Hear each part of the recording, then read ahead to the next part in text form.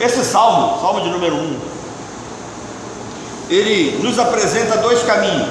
Você vai encontrar sempre essa referência a dois nas escrituras: dois caminhos, duas portas, dois senhores, sempre mostrando ao homem uma posição de identificação e de escolha. Então, o salmo primeiro propõe para todos nós a escolha de um caminho, dois nos são apresentados. E qual é o objetivo aqui do salmista? Mostrar para nós que vivemos em sociedade e nós temos que escolher um caminho para nos comportarmos dentro dessa sociedade. E a escolha desse caminho vai mostrar uma espécie de resultado natural daquele que segue a Deus e daquele que não segue.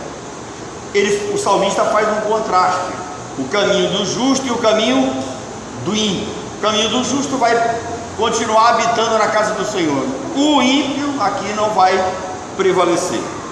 Nesses caminhos, aqueles que escolhem, nele nós encontramos então, nesse salmo, dois caminhos: o caminho com Deus e o caminho sem Deus. É triste do homem que caminha, leva a sua vida e que caminha sem Deus. Hoje, às 10h30 da manhã, nós tivemos uma partida entre Fluminense e Aritana, eram todos amigos lá do bairro de São Jorge, e tem um sujeito que eu não conheço ele, mas alguém falou alguma coisa sobre Deus e sobre Jesus para ele, e ele soltou um palavrão absurdo. E o que é interessante, imediatamente ele ficou sozinho, as pessoas se afastaram dele, e parece que ele sentiu que a partir dali ninguém mais se aproximou dele, ele ficou sozinho. Até depois nós estávamos na resenha lá, vai vir o almoço, vai vir refrigerante, o pessoal vai começar a beber, conversar, e ele ficou sozinho, Israel. E é interessante isso. Por quê? Porque um ímpio não espere coisa melhor de ímpio. Às vezes nós queremos que o ímpio tenha atitude de crente, e o salmo aqui está colocando com toda clareza que são duas pessoas diferentes, que escolhem caminhos diferentes, que vivem de forma diferente. Santo é santo, ímpio é ímpio. A Bíblia, ela faz essa distinção. Então, os justos, eles são caracterizados pela obediência a Deus, pelo temor ao Senhor, por uma conduta que tem uma inclinação. Lembra? O homem morto em delitos e pecados, ele sempre vai pender, ele sempre vai ter uma inclinação para o mal, para o que é errado. O justo não. O justo, o crente, ele vai ter uma outra inclinação, ele vai pender para o lado correto, para o lado justo, porque ele é alguém habitado pelo Espírito Santo. Ele não é justo pelo fato de que ele não comete pecados, ele é justo pelo fato de ter sido justificado por Deus em Cristo. O apóstolo Paulo explica isso aos romanos: justificados, pois, mediante a fé, temos o quê? Temos paz com Deus, harmonia, convivência pacífica, momento de comunhão entre Deus e seus filhos. Então, os justos são caracterizados pela busca de Deus, pela obediência a Deus, e isso vem acompanhado de um estado de gratidão por aquilo que recebem ao Senhor, do Senhor. E uma vez que esse homem que busca o caminho do justo, uma vez que esse justo entende que Deus o abençoa, que Deus o dirige, ele se afasta cada vez mais do mundo e ele se consagra ao Senhor. O caminho é diferente, vai se afastando. Então, consagração, comunhão com Deus, alegria de servir ao Senhor é resultado da escolha de um caminho. Os ímpios, eles naturalmente vivem à margem da palavra de Deus, eles seguem um curso pecaminoso e eles vivem nesse mundo fazendo uma vontade que está acima da vontade deles, que é a vontade do maligno. Eu acho muito interessante quando alguns, até que se dizem crentes, outros que se dizem teólogos, vivem dizendo que o homem tem poder de decisão, que o homem pode ir até Cristo, né? Que quando a gente fala em eleição e predestinação, eles se revoltam, se ofendem e dizem que não, que o homem decide. Eu gostaria que eles pensassem nisso. O que o Salmo primeiro define? Ele define um homem que não busca o caminho do Senhor, um homem que tem o seu próprio caminho. Aí o apóstolo Paulo, escrevendo aos Efésios, ele vai dizer para nós uma coisa interessante. É como se Paulo tivesse esse salmo na cabeça, não é? Quando ele diz que ele nos deu vida, nos quais nós andávamos outrora nos nossos próprios o quê? Caminhos. Nós estávamos mortos nos nossos delitos e pecados. Irmãos, quem está morto em delito e pecado não vai caminhar o caminho do justo, ele não vai atrás do caminho do justo, ele não vai buscar a comunhão com o Senhor, não tem como. Se fosse possível, então esse salmo estaria completamente errado. Ele não poderia dizer que o ímpio teria um caminho particular e próprio que é dele.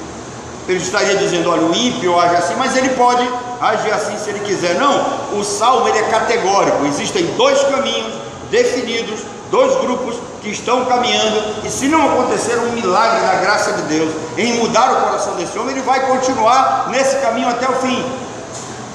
Tem uma expressão lá no Rio de Janeiro que eu acho muito legal, quando a pessoa quer te dar um endereço que você vai assim a caminhar, andar assim por um longo percurso, ele diz assim, você vai direto aqui toda a vida. Então o ímpio, sem Deus, ele vai direto toda a vida para onde? Para o inferno.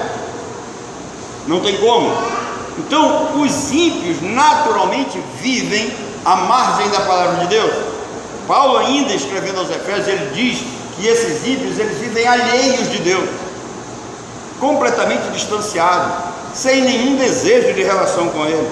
Então o Salmo primeiro traz esse axioma, essa sentença muito bem definido: ou o homem está andando com Deus ou ele está andando com o diabo, não existe meio termo. É o que Paulo define em Efésios.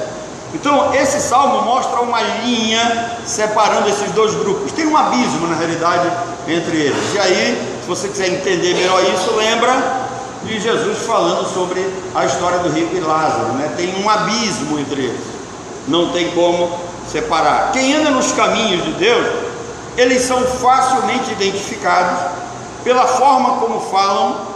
E agora eu estou lembrando de novo aqui da asneira que aquele homem falou hoje. Pela forma como falam, pela forma como procedem, pela forma como se vestem. Eles são conhecidos pelas coisas que praticam, os lugares que frequentam e pelas pessoas com as quais se relacionam. Lembra daquele ditado antigo? Mostra-me com quem andas que eu te direi quem és. Se você quiser saber como é que você está caminhando, se você está realmente seguindo o caminho do justo, mostra com quem você anda, com quem você tem relacionamento íntimo, com quem corriqueiramente você sai, com quem você se envolve. É impossível caminhar com Deus e não deixar o pecado e evitar esses caminhos do mundo. É impossível, não tem como. Mesmo porque o crente verdadeiro, ele é constrangido pelo Espírito de Deus a viver uma vida santa, a viver uma vida diferente. Ainda que ele esteja em pecado, ele não se sente bem, ele começa a ser agredido, ele começa a ser constrangido pelo Espírito, ele começa a ser incomodado. Não dá para continuar assim. Os crentes não somente evitam o mal, como também edificam suas vidas na palavra de Deus e a têm como regra de fé prática. Isso é um dos distintivos dos batistas, né? Aquilo que nos identificam.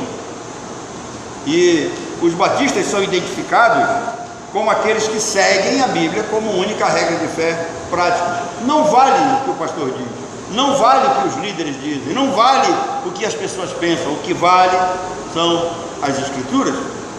É muito comum você, no momento que você está conversando com alguém diz assim: não, eu acho, eu penso que é assim. Não, crente não acha, crente não pensa, teólogo não acha, teólogo não pensa, teólogo afirma o que as Escrituras dizem. Então, esse salmo, quando ele apresenta esses caminhos, ele apresenta um grupo numeroso de pessoas. Agora, parece que o caminho dos ímpios é um caminho mais expressivo, a quantidade é bem maior. Um dia eu estava conversando sobre pecado com uma pessoa, e ele estava falando sobre a a maneira como as pessoas se comportavam naquele período antigo, da igreja primitiva. E aí nós temos a ideia de achar que esses seres humanos aqui, eles eram melhores do que nós. Não, eles praticavam praticamente as mesmas coisas. Não existe pecado novo, nada se faz novo que é debaixo do sol. Os anos passam, os séculos acabam terminando, e o homem continua adúltero, idólatra, maldizente, pecador, arrogante. Não muda. O que muda são as questões tecnológicas, a urbanização das cidades, crescimento numeroso da população, mas as práticas humanas continuam as mesmas, porque elas são resultado de um coração pecaminoso, de um homem que foi pervertido na sua criação original. Então ele diz que os ímpios, eles são pervertidos, eles são pecadores maus, eles são escarnecedores e zombadores, gente que age de forma planejada. Então não dá para andar com esse tipo de gente, não dá para conversar com esse tipo de pessoa, alguma coisa mais séria, não dá para ter uma união mais próxima, uma amizade bem consolidada, não dá. E o salmista diz assim: bem-aventurado o homem que não anda no conselho. O que seria conselho aqui? Isso está na parte B do verso 1. Conselho poderia ser traduzido por estratégia, por desígnio ou por projeto. Então ele diz: bem-aventurado o homem que não anda no projeto, que não anda no curso, que não anda de acordo com as decisões dos ímpios, que não anda de acordo com aquilo que eles pensam e da forma como eles procedem. Não dá, não tem como. Às vezes eu brinco com o Oscar, né? Eu e o Oscar, nós comentamos muito como os ímpios de esquerda lá do trabalho dele pensam, né? E aí eu coloco alguns posters no WhatsApp, ele me manda também, e aí eu digo assim para ele: querido, eu vou já lhe marcar no Facebook. Ele disse: não faça isso, porque a empresa que é de esquerda vai acabar me prejudicando. Claro que eu faço brincando com ele, mas nós temos essa capacidade de olhar como pensa o ímpio, como ele age em determinadas situações. Dá para você antecipar aquilo que eles estão planejando e aquilo que eles estão pensando. É isso que o salmista tem em mente. Olha, presta atenção, aprende, fica atento, vê como o ímpio vai proceder. Irmãos, a Bíblia diz que os dias são maus, e observem que nós vivemos como se nós estivéssemos seguros, tranquilos. Existem seres humanos que são tão desligados que hoje ainda andam na rua assim, ó. Aí para o cara de moto e leva, né? O dono chega e leva. Isso quando não agride, não tem algo mais, não faz algo mais grave, né? Por quê? Porque os seres humanos vivem desligados, eles parecem que estão vivendo num mundo de flores, e não, os dias são maus. Os ímpios estão aí por toda parte, fazendo todo tipo de mal, e nós temos que estar atentos. Até aqueles que convivem conosco, nós pensamos que eles estão vivendo bem, fazendo as coisas assertivamente. O que acontece? Eles estão seguindo o curso desse mundo. Por quê? Porque manifestam aquilo que tem na alma. E aí o salmista vai dizer para nós que os pecados deles são conhecidos. Nós temos conhecimento, não tem pecado novo. E aí vem a questão de que a Bíblia os qualifica como obras da carne. O que é uma obra da carne? É a obra do coração natural, do homem que não foi regenerado. Jesus disse: olha, do coração do homem natural procedem o que? Maus desígnios, prostituição, está tudo dentro do ser humano. Isso faz parte da natureza pervertida e corrompida. E se o homem não for regenerado, ele não tiver o controle do Espírito Santo, ele vai produzir isso naturalmente. Então não se espante, eu vou repetir o que eu falei agora há pouco: não espere a atitude cristã de ímpio. O coração do ímpio é mau, é corrupto, e Jesus alerta para isso. É do coração dele, desse ímpio, que vai proceder essas coisas erradas. Aí o salmista tem a preocupação da felicidade, né, de mostrar para o homem o que é ser feliz. E todos nós vivemos nesse mundo em busca de felicidade. Deixa eu falar uma coisa para você. Eu estava ouvindo um filósofo, E ele estava justamente falando sobre isso. Não pense que você vai ser feliz nesse mundo, não pense. Porque se fosse possível sermos totalmente felizes nesse mundo, o mundo vindouro não faria sentido. Então, não existem pessoas felizes, existem empreitadas felizes. E aí ele faz uma analogia muito interessante, né?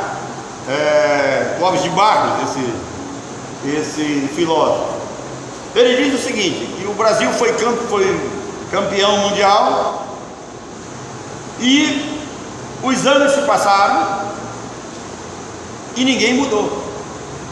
E aí vai lá o nosso técnico com toda aquela arrogância e ele diz: o meu goleiro é o Júlio César, que foi o goleiro campeão. Sabe o que ele fez? Ele repetiu os mesmos jogadores, ele repetiu as mesmas técnicas e ele esqueceu de uma coisa, que os adversários estavam estudando o Brasil. E vocês sabem por que aconteceu aquele 7-1? Se vocês pegarem a Alemanha e jogar contra o Fluminense, que eu jogo, eles não dão de 7-1 na gente, eu garanto para vocês. Porque a gente faz uma barreira na frente do gol e não entra lá, bota os 11 lá dentro e eu duvido quem vai entrar a bola lá, não entra, não perde. Você pode pegar a Alemanha e botar para jogar contra o Manaus, que não dá de 7-1. O problema é que o técnico da Alemanha nos estudou.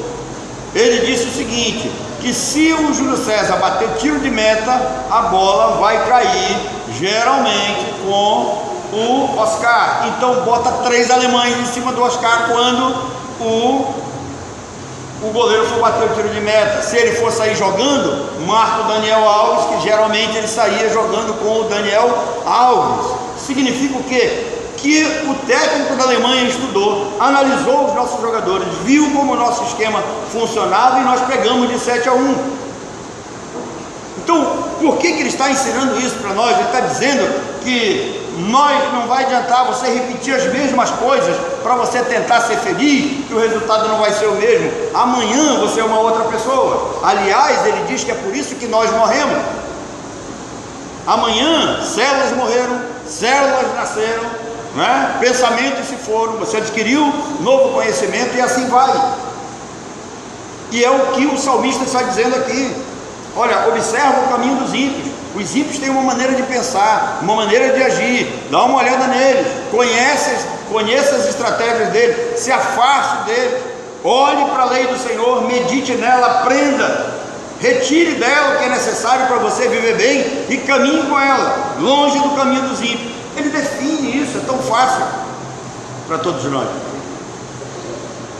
Então ele diz, olha, crente, ele não para no caminho dos ímpios, ele não tem amizade próxima, ele não perde tempo com ímpio, não perca tempo com ímpio, deixa ímpio lá. Procure se envolver com crentes. Eu sei que é chato, conviver com crente é chato, né? A gente só fala mais em Bíblia, fala um pouquinho de futebol, né? Fala muito de política, e hoje, se for petista, vai dar briga entre petista e Bolsonaro, então evita, tá? Mas procura alguém do seu mundo, alguém que tenha a sua linha de pensar, mas evita o ímpio.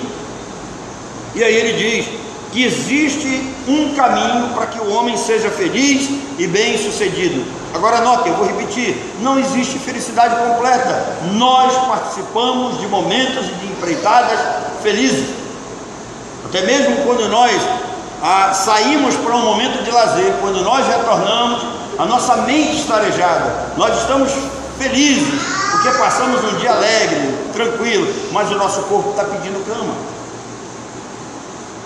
E se for aqueles que não têm domínio sobre a carne, né, sobre o corpo, eles se entregam, dormem mesmo, né?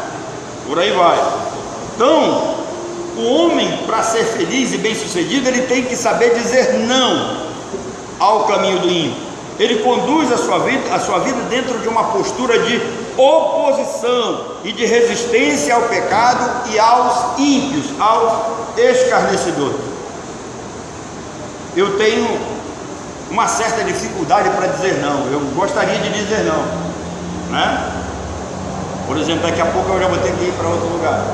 Então eu tenho dificuldade para dizer não, mas para determinadas coisas nós temos que aprender a dizer não para o erro. E aí o salmista diz: quem caminha com Deus, ele não se deixa moldar. O que é moldar? É criar um molde. Pedro vai dizer para nós: olha, não tomem a forma desse mundo, não sigam o modelo do mundo. O mundo tem um modelo, uma forma de agir. Aí ele nos alerta: não tomem esse caminho, não tomem essa forma, não se amoldem aos padrões mundanos. Não, o crente, ele procura não se deixar influenciar pelas maneiras como os ímpios agem. E aí vem a questão da doutrina bíblica, né? Não para, não segue, diga não, ande por um outro lado, porque o homem feliz e bem sucedido, ele sabe que ele é pecador. Em nenhum momento ele esquece que ele é pecador. Ele sabe que é. Ele sabe que é um ser humano frágil. Todos nós sabemos que a carne é o quê? Não, a carne é forte, tanto é que te derruba. Todos nós sabemos que a carne de fato é fraca. Não podemos esquecer isso. Se a carne é fraca, então evite certas coisas. Então, o homem feliz e bem-sucedido, ele sabe que é pecador, ele sabe, conhece as suas fragilidades, ele sabe que também pode errar a qualquer momento, mas ele luta para fugir disso, ele evita. Irmão, será que nós não temos a capacidade de ver que algumas pessoas estão querendo nos prejudicar, estão querendo nos derrubar, estão querendo calar o nosso testemunho? Será que é tão difícil identificar isso e a gente, né, dá um basta, seguir por um outro caminho? O homem de Deus não aceita, não convive com pessoas que escarnecem, que zombam de Deus, que maldizem ao Senhor e que desrespeitam a sua palavra. Eu tenho o maior prazer de ensinar a Bíblia para quem quer verdadeiramente aprender, mas quando eu vejo que a pessoa quer discutir opinião, quer criar problema, meu irmão, fica na tua, tá? Se você acha que é dessa forma, eu não vou perder meu tempo contigo, vai-se embora, não é? Estou fazendo uma série sobre predestinação de manhã, coloquei uma mensagem para o pessoal lá no Rio, postei no Facebook. Um cara vem lá e escreve embaixo lá: a predestinação anula a justiça de Deus. Esse cara nunca leu Romanos. E aí eu fui lá e expliquei: presta atenção, esse tipo de pensamento já havia na época de Paulo, tanto é que Paulo escreve aos Romanos.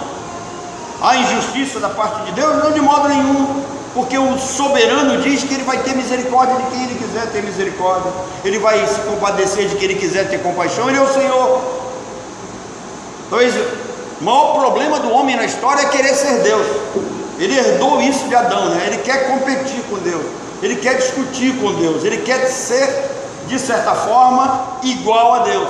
Aí Romanos 9 verso 20 vai dizer: quem és tu, ó homem, para discutires com Deus? Porventura pode o objeto formado perguntar quem os fez, porque ele fizeste assim? Ou não tem o oleiro direito sobre a massa, né? Predestinação não existe, mas o oleiro tem direito sobre a massa para fazer um vaso para honra e outro para desonra. Aí eu vou lá e explico tudo isso. Aí o cara vem com o negócio do um mais, aí eu já bloqueio logo ele, né? Não preciso da amizade dele. Isso aí é para quem quer aprender, para quem fez teologia, para quem conhece teologia, para alguém que está sendo moldado pelas sagradas letras. Então não adianta discutir opinião. Então, se alguém quer aprender, eu vou ensinar, vou gastar meu tempo, tirar um tempo, vou ensinar. Agora, se quer bater papo, discutir opinião, cada um na sua. O morto espiritual, ele não tem prazer em buscar as coisas de Deus, ele não tem.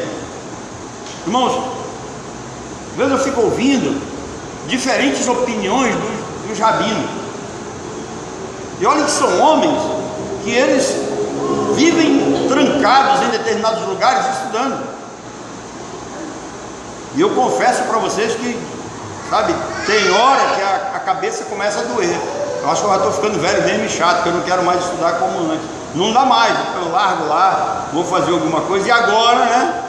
Não dá mais para concentrar totalmente. De vez em quando tem alguém lá na porta do quarto, assim, um projeto de gente desse tamanho, né? Ele está lá. Não pode ver o meu computador ligado, porque ele já vem com o dedo assim. Tá? Ele quer apertar. Mas, no momento que eu posso, eu fico ouvindo esses homens, a maneira como eles se aprofundam, como cada um deles tem uma visão e como eles se respeitam. Não tem essa de querer ser melhor, de querer derrubar um ao outro, mas o verdadeiro crente, ele tem prazer em estudar, ele tem prazer em abrir as escrituras, porque é Deus falando com ele.